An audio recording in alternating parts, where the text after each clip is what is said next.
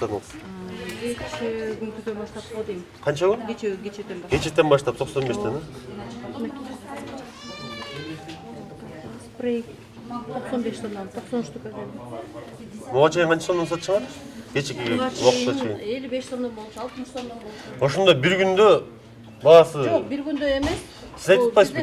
Кече күнү. Кечеден баштап 95 тоннан келди да. А мурдакысы мурда эме мындан может бир жума мурда ошондой баалар болчу да. Андан кийин 70 тоннан келип аткан мурунку жумада.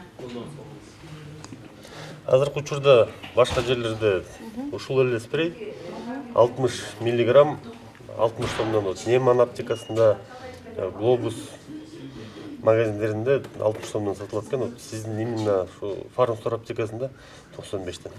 Бизге кандай баамен келсе ошондой сатылат да. Ушунча маалымат берип коюңуз. Эмне деген маалымат берет? Кайсыл жактан келет бул?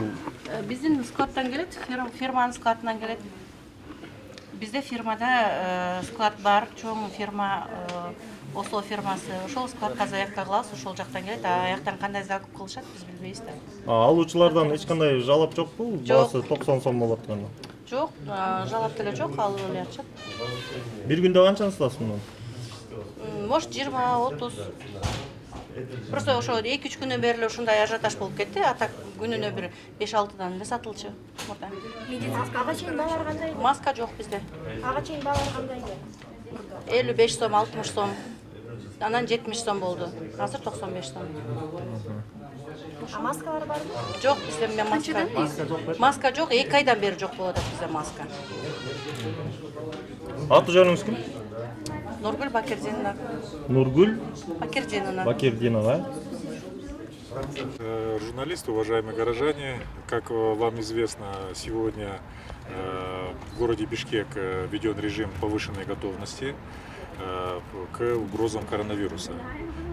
Мы со службами финансовой полиции города, антимонопольный комитет и районные акимяты сегодня провели рейды по торговым объектам.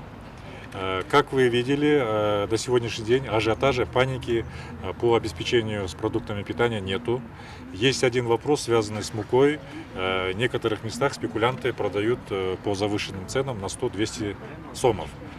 Сегодня нам даны рекомендации, чтобы ценники они повысили, а цену на уголь держали не более 1450 сомов за мешок.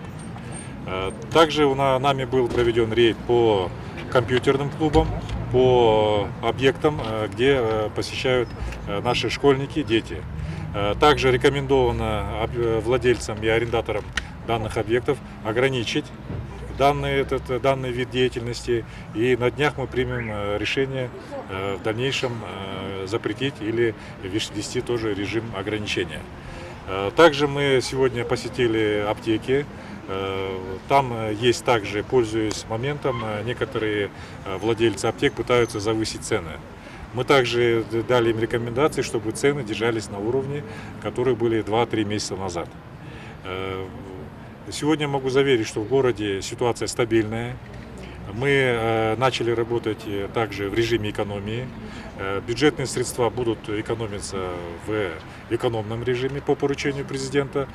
Также мы, конечно, будем увеличивать свою доходную часть для того, чтобы выполнить все те программы, которые намечены для мэрии города Бишкек, для служб и для наших акимятов.